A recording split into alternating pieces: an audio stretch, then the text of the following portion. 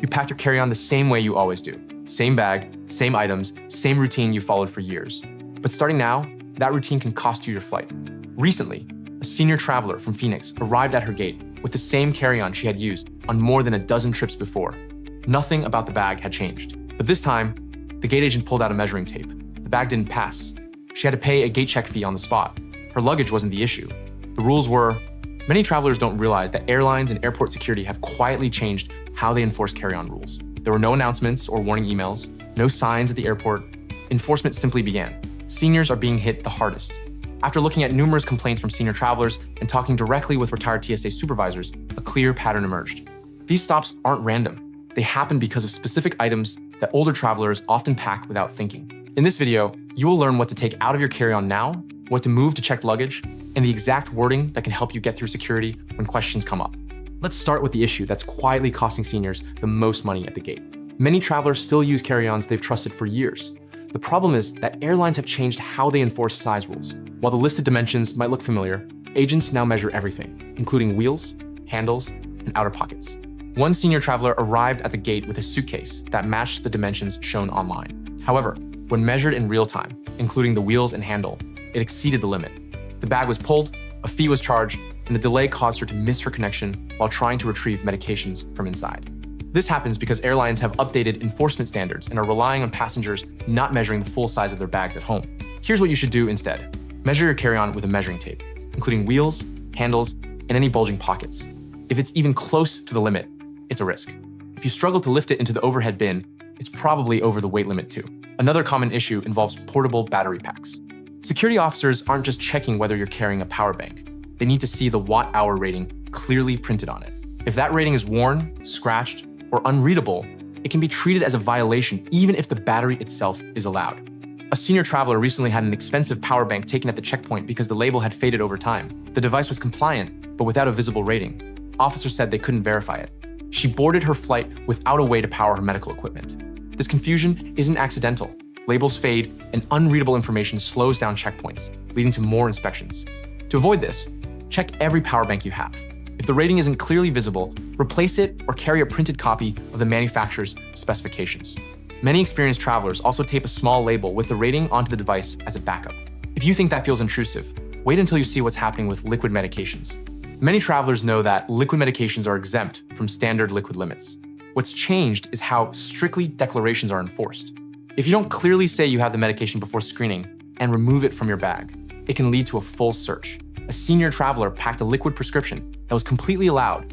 She didn't mention it before screening. The X-ray flagged it, her bag was searched, and the delay caused her to miss boarding. Security protocols have been updated, relying on travelers not realizing that declaration expectations have changed. The safest approach is simple. Before placing your bag on the belt, tell the officer clearly that you're carrying liquid medication over the standard limit. Remove it and place it in a separate bin. Keep the prescription label or doctor's note in the same pouch as the medication, so it's easy to access. Another issue catching many travelers off guard involves cordless hair tools with built-in batteries. That cordless curling iron or straightener you spent good money on is now seen as a fire risk when it's packed incorrectly. One senior traveler put her cordless straightener in her checked bag, thinking it was safer there. Security officers opened the bag, took the tool, and confiscated it. She got no refund and no warning. She only found out what happened when her suitcase arrived with an inspection notice inside. This isn't random. New battery restrictions have placed cordless heat tools on a high-risk list when packed in checked luggage. To avoid this, always keep cordless hair tools in your carry-on. Make sure they are completely cool, powered off, and secured with their safety cover. A simple rule to remember is this: if it heats up and runs on a battery, it should go in the cabin, not the cargo hold. Another surprise comes from smart luggage. Many carry-ons now have built-in charging ports and internal batteries. What most travelers don't realize is that if the battery can't be removed quickly and by hand, the bag may not be allowed on the aircraft. A senior traveler arrived at the gate with an expensive smart suitcase she had used before without any issues. The gate agent asked to see the battery. It required a tool to remove. The bag was rejected, and she had to buy a replacement suitcase at the airport, transferring everything in front of the boarding line. Airlines quietly updated their smart luggage policies, now treating non-removable batteries as hazardous. Before your next trip, check your bag. If you can't remove the battery easily with just your hands, it's safer not to use that suitcase for air travel. Many frequent flyers take out the built-in battery and carry an external power pack instead. Prescription medications are another area where many seniors are being caught off guard. This issue causes more delays and secondary screenings than nearly anything else. A senior traveler carried her spouse's blood pressure medication in her carry-on. The last name and address matched. Even so, she was pulled aside, questioned at length, and missed her flight. Security officers explained that carrying medication prescribed to someone else can be treated as a serious violation, even between spouses. Name mismatches are now seen as potential red flags rather than simple mistakes. The safest approach is to never carry someone else's prescription medication. If you must help a spouse or travel partner, bring written authorization from their doctor stating that you can carry it. Having that documentation ready can prevent a long delay. Food items are another unexpected trigger. Many travelers don't realize that certain foods are classified the same way as liquids. Items like peanut butter, jam, yogurt, and homemade dishes that can be spread or poured fall under the same restrictions as liquids. One traveler packed a jar of homemade salsa as a gift, thinking it would be fine. It wasn't. The container was taken at the checkpoint because spreadable foods are treated as gels. Enforcement tightened recently, and food is now being screened more closely. The safest rule is simple. If a food is creamy, spreadable, or pourable, it should stay under the allowed limit or be shipped ahead. Solid foods, like cookies, crackers, or sandwiches, are rarely an issue and are a safer choice. Before we move on, take a moment to think about this. What comes next looks completely harmless, yet it's the item most likely to cause a full bag search. If this is helping you avoid delays or fees, please like this video. It helps other travelers find these tips, and subscribing ensures you don't miss future Fly Smarter guides. Now, let's talk about the mistake almost no one expects.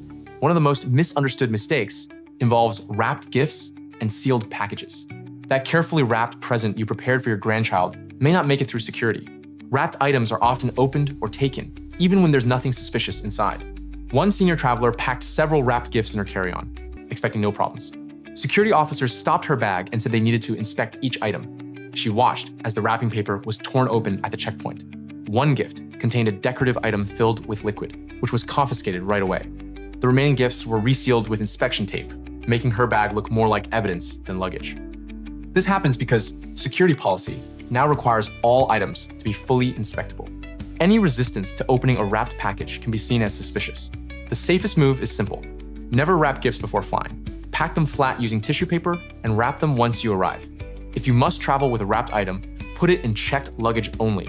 Anything you can't see through is likely to be opened. Knowing what's inside your bag is only part of the equation. What you wear through the checkpoint can cost you time, privacy, and peace of mind. One senior traveler wore new orthopedic shoes with hidden metal supports, thinking comfort would mean convenience. Instead, the scanner flagged her footwear, triggering a full secondary screening. What should have been a smooth walkthrough turned into an uncomfortable delay in front of a crowded security line. Many travelers over 60 don't realize that clothing enforcement has tightened. Certain shoes, belts, jackets, and accessories now consistently trigger alarms, leading to pat-downs, delays, and missed boarding calls. In the next video, I will reveal the clothing items security officers prefer you don't wear through screening anymore, and the simple swaps that can significantly reduce your screening time. One traveler made a small change and reduced her wait at the checkpoint to just minutes. Watch that video next. It's right here. And don't let a belt buckle, zipper, or shoe choice cost you your flight. I'll see you there.